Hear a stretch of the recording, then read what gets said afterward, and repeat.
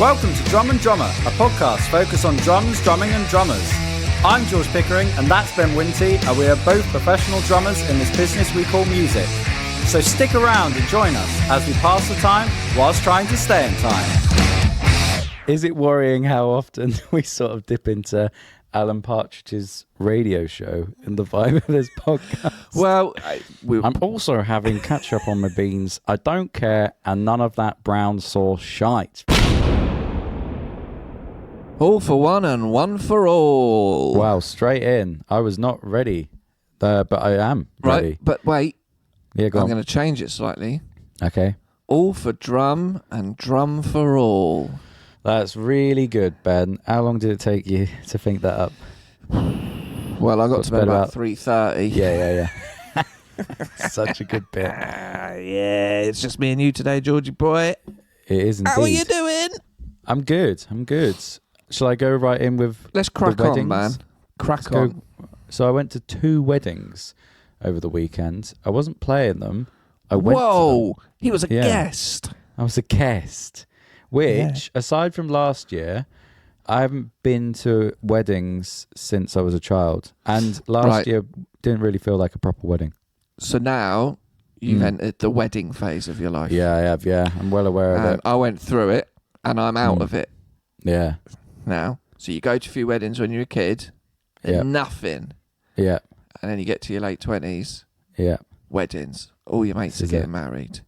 yeah. You do all the stags, you do all the weddings. And then you get to the point where everyone's weddings. And then you get to the divorce ones. Then you get to the... I was going to say, The yeah, you're at divorces. that bit now. and now you just... Because a that's lot it, of everyone. weddings, marriages end in divorce. Do you know what I mean? Yeah. People Well, get married for a I've few said years. before, you know, I've played nearly 600 weddings in my career. How many of them are still going? Oh, my God. About, Yeah. don't know, 10 probably? What do they say? That's 1 in being 2 generous. now in a divorce? Something like that. You know. Anyway, so Pray on do Friday, tell. Do tell. I went to Iona's wedding. Iona is a friend since I was 18. We were in a band together. Arguably the best band I've ever been in. Maybe the Correct. best band I will ever be in. Correct. Certainly the best band you've ever had at your studio. Correct. And City Skies. yeah. Right? City Skies. yeah, City Skies. Anyway, we She had a we great some voice. fun times. Amazing voice. She So had the good. look. She had the songs. It was great. Imagine like Paramore, but better. Yeah. But yeah. So we've stayed in touch over the years. We're very close when we were 18, 19. And yeah, and she invited me to a wedding, which was lovely. Lovely day. Turned up. It was in Farnham. I don't think I've played there before. I can't remember what it's called. But great weather. Ceremony was lovely. Prosecco knocking about.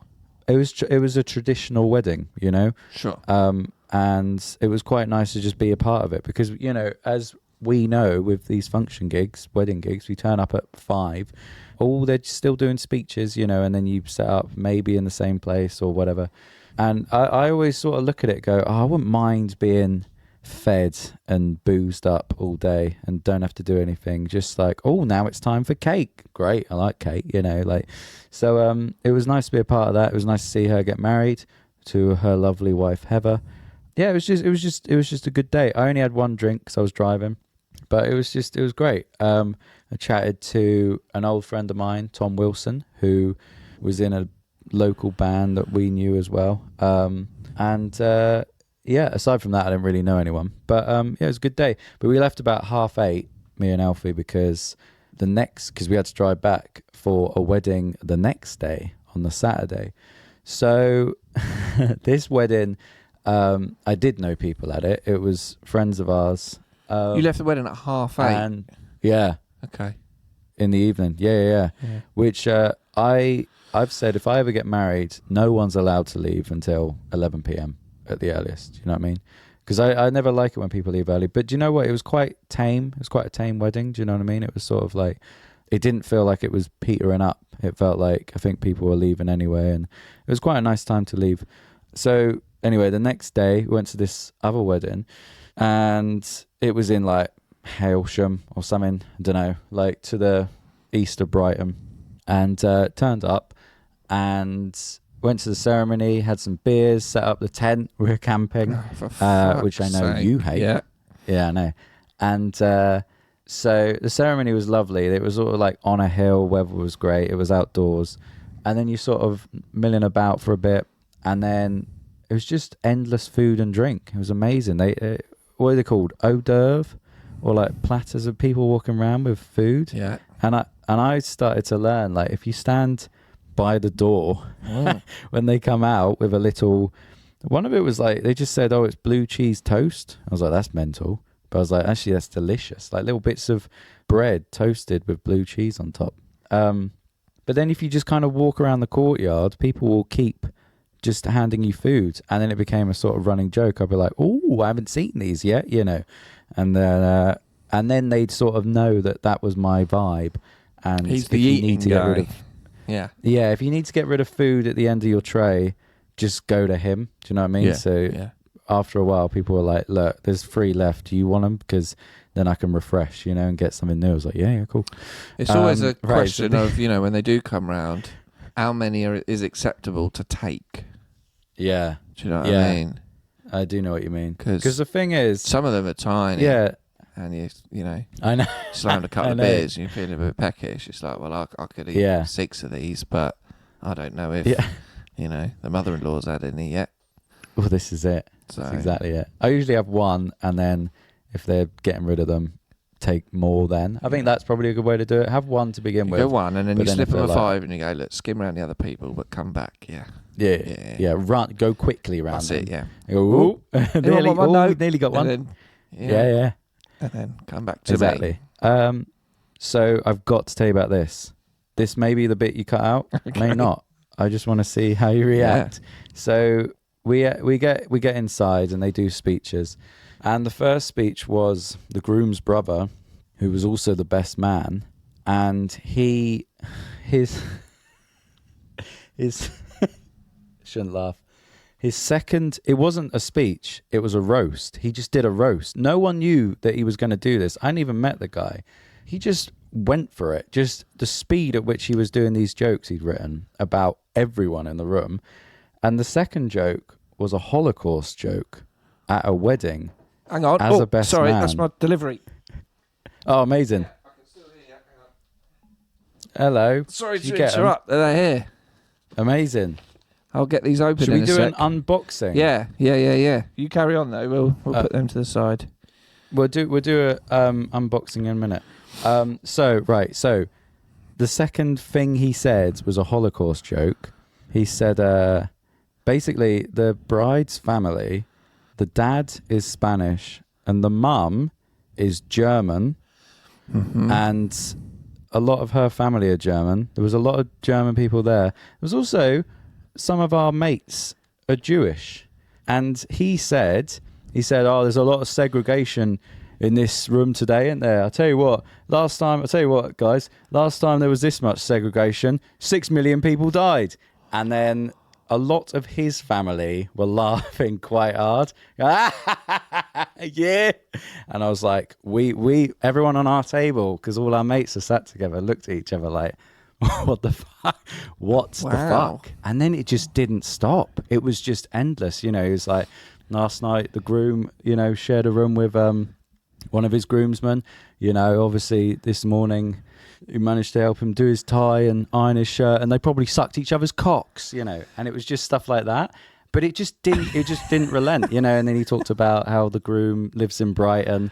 So there was obviously like a gay joke, and it was like quite homophobic. And we were just, everyone on our table were like, what is going on? Like, and also he had no mic control, because this is the thing. People do speeches at weddings and they probably never held a mic. And so it was all like in the mic like that. And he was like, and another thing, I've got to tell you about this. And it was like, this is insane. And we all kind of on our table stopped laughing, because we were like, this is actually getting quite racist. And did one of you get your camera out? No, but I was like, I need a copy of this or something, you know. It was unbelievable. It was insane. Yeah. Afterwards, there was someone next to me I'd never met, just turned to me and went, what just happened? What was that? You know, we were all just in shock. He covered it all: racism, homophobicness, the Holocaust. It was insane. Wow. And then, I mean, you know, then the groom did his speech, and there was a funny moment from that. He messed up one of the lines that he was reading that he'd written, and he said about his wife, he said, she selfishly always puts herself before others, and then sort of realised what he said, and that was quite funny, you know, and everyone else's speech was lovely. But that, my God, I was worried I was going to get roasted. I'd never met the guy, but because he was just going through everyone on the table, you know. And you bald prick. I don't even know who you are. Literally. Yeah, what have I done? Your podcast shit, mate. All right, well, you know. It's really like... Have you listened to them all, though? Yeah? Yeah. Did you notice when we stopped doing an intentional advert break? Yeah? We're getting better. Yeah, exactly. Wow. So, yeah, and what was the mood after that then for the rest of the evening? It was weird. Did you leave at 8:30 again? Fuck this. No. I mean, we stayed the night. No, it was divided, I'd say. The Jewish people in our friendship group didn't care for the Holocaust joke, I'd say. Whereas certain people really loved it. They really loved, you know, that joke and others. But yeah, interesting. But then the rest of the day went on. We had a lovely dinner, cake. I went for a nap in the tent. Came back, free bar. I'm going to move on. Did either of these weddings have live music? Yeah, and it was a DJ at both, which I was quite sad about because I actually weirdly wanted to see it from the other side. You know, I wanted to be like, let's have a watch. But I did fit. Yeah, exactly. Well, do you know what? There was a harp player at Iona's wedding, and I really wanted to. I was like, should I just ask all the questions, you know, just give her requests and say like, oh, I do these sorts of things, you know, can I have a go? How long does it take to tune a harp then, you know? Yeah, it was great. The rest of the evening was just a classic wedding. You know, we drank. At the end of the night, we kind of had a bit of a dance. Then went back to the tent and watched the Tyson Fury fight on a legal stream in a little sort of hut thing, all huddled round watching it. And then, yeah, I don't know whether I should mention, there was some guy there at the wedding. I'll mention it, fuck it. No one liked him because he kept heckling the bride's dad during his speech. So this guy was Spanish and he kept shouting vamos, which means like, let's go. But it can seem quite passive aggressive, as in like, yeah, let's go. And this guy was trying to read this speech. He doesn't speak English and he had a translator there and this guy kept shouting vamos. So immediately no one liked him, and for the rest of the wedding he just got more and more drunk. And then he smashed up the campsite whilst we were all sleeping, and we had this nice little campfire burning, and then he just like threw a load of stuff on it. And Alfie woke me up at like 3 a.m, was like, it's kicking off, look outside. And I was like, oh my God, there's this massive fire. What is wrong with people? I know, well this is it. And we were going, before we were like, he's a cunt, and we were trying to be like, is he just drunk? And I hate that insinuation of, oh well, they've had a few. I'm like, I don't give a shit. If you know you're going to be a cunt when you've drunk, don't drink. And I know the trouble is he's a cunt anyway, and the alcohol just exemplifies it and removes some barriers. Yeah. The next morning he was still a cunt when we were trying to get him to clean up stuff. He's just like kicking beer bottles under the bush and stuff, or you know, just not helping. And yeah, we were pissed off with this guy. So that was a bit of a downer. But I felt more sorry for the groom. Do you know what relation he was to the wedding? I don't know. But do you know the way I described him to every Spanish? Single person there? No, she's the bride? Yeah. Well, she's the daughter of Spanish and a German person, but she speaks perfect English. And I think she's lived in England. Was he with the bride's side? No, I think he's the groom's family, this guy, this dickhead. But he was jealous. No, I think he's just a knob. Like, but he but you know how I described him to everyone is, if you watch Peep Show, Sophie's brother, that's how I describe him to people. Okay. That's how he looked. And I feel like he wasn't even dressed up in a suit or anything, because apparently he was running late, so couldn't get changed. So he was just in like trainers and jeans. This guy sounds like a fucking nightmare. Him as, yeah, I just said, I reckon he's one of those people who just, they go, oh, well, you've got to invite him because of this and that. And you go, oh, okay, if I have to, as long as he behaves himself, you know. Anyway, so that was that.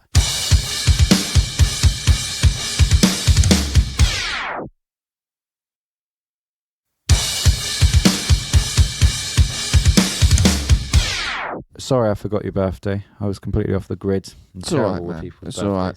But I know that you had a nice weekend with yours. Yes. It was the 39th birthday. The big one. Done. You know, we're chatting about what are the most insignificant birthdays. I think 39 is up there. Because you're close to 40, but it's not 40. Yeah. But went big anyway. Went to Center Parcs for the weekend down in Longleat. That is big. Lovely time. Many questions. You know, did the activities, innit? You got to get stuck in. Did field archery. Yeah. Boy, have I got a video and a picture for you. So you're doing like bow and arrow shit, because I love the Horizon video games. We're like, let's do archery so we can live out the fantasy, you know.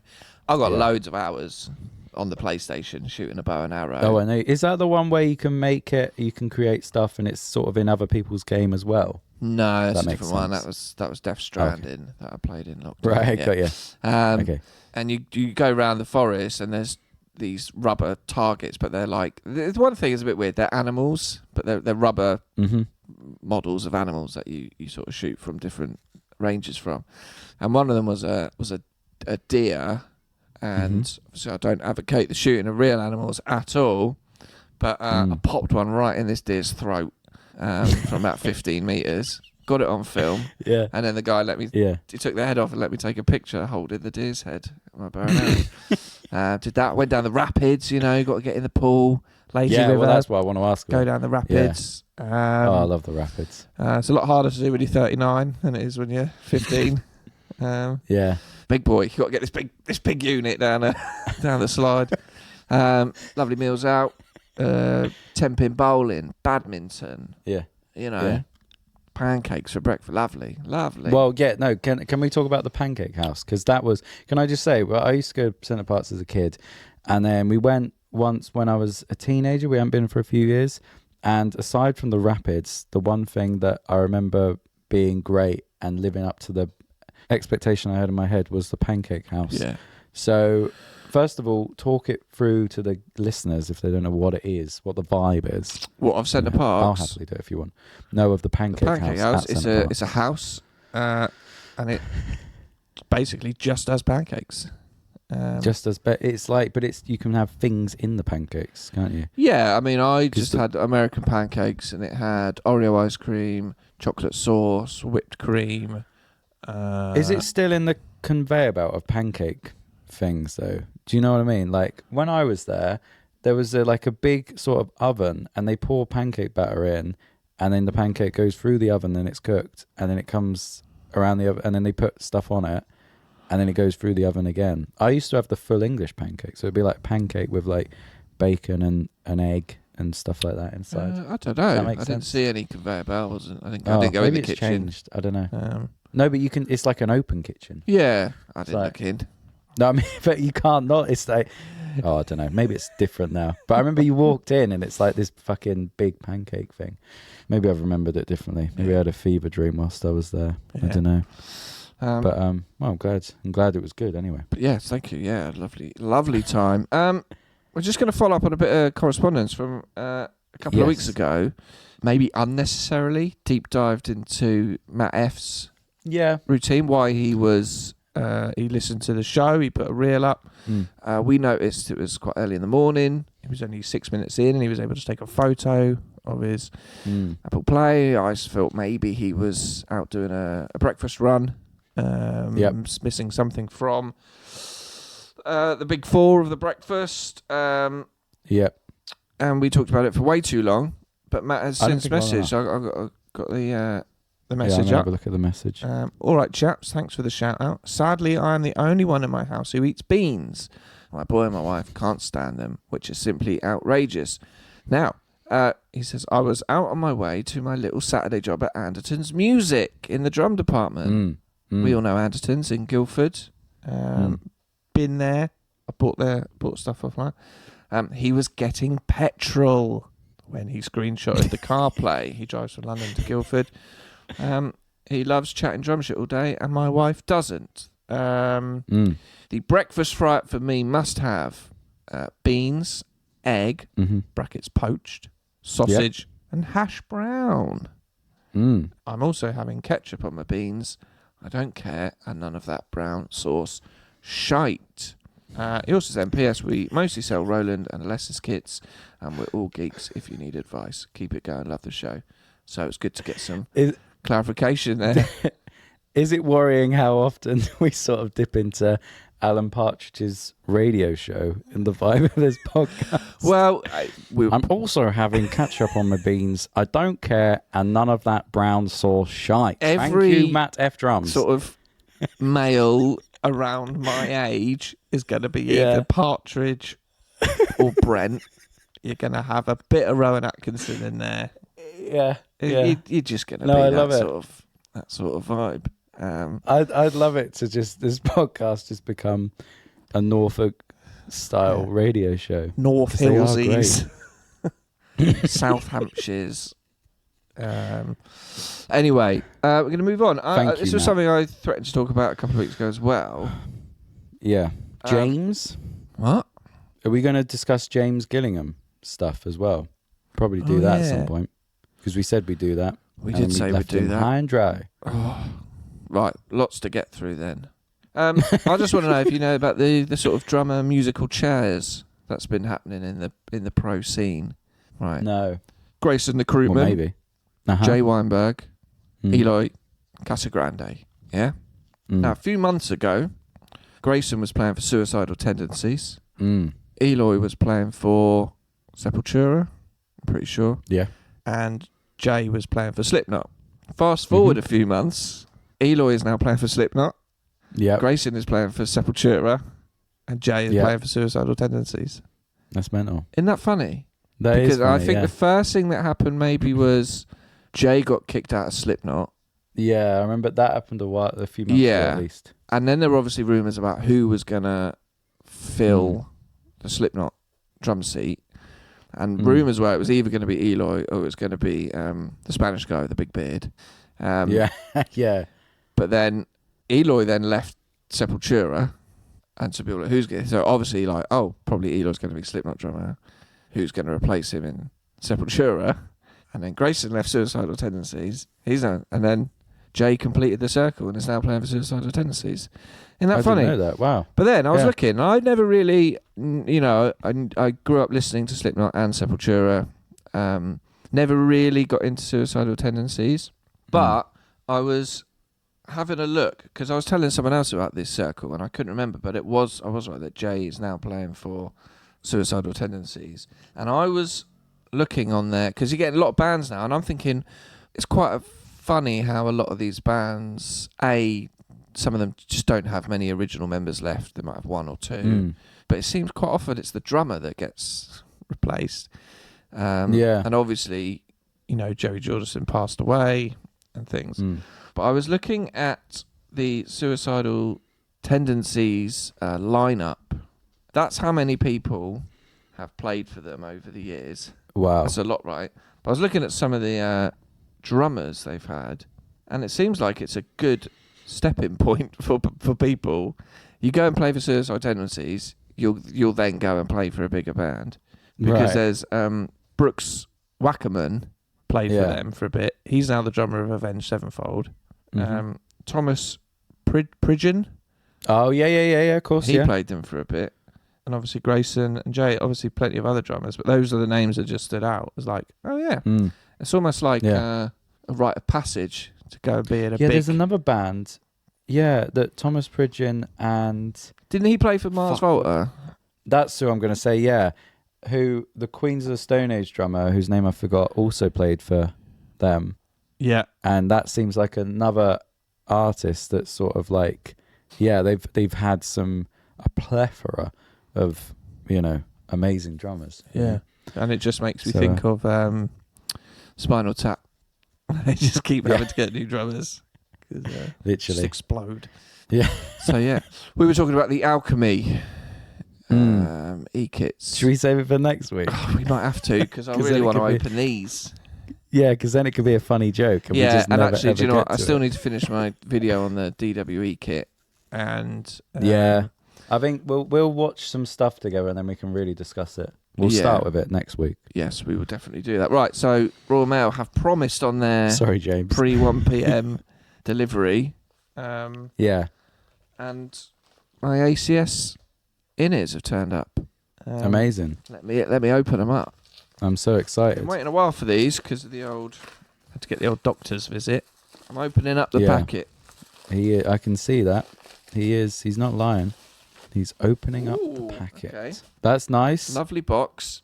Yep. Ben Winty. Yep, they got your name right and everything. Custom made for Ben Winty. Lovely. Right. Okay. I'm in.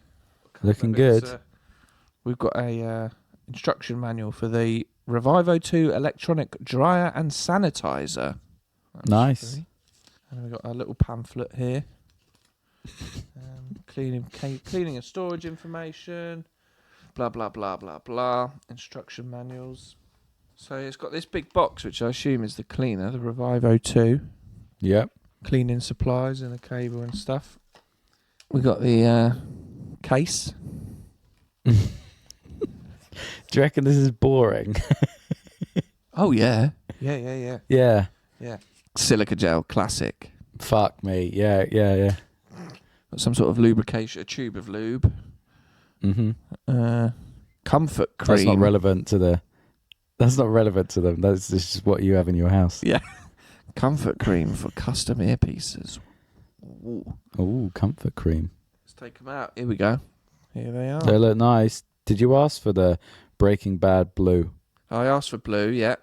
That's a really nice blue. Might not be They able look to see. big. I'll take a picture. Yeah. Can you see yeah. that? Got your name on it? It's got my name on it, Winto. Do you want to try them in? I know you have to take your AirPods out. We'll end with you putting your plugs in, your things in.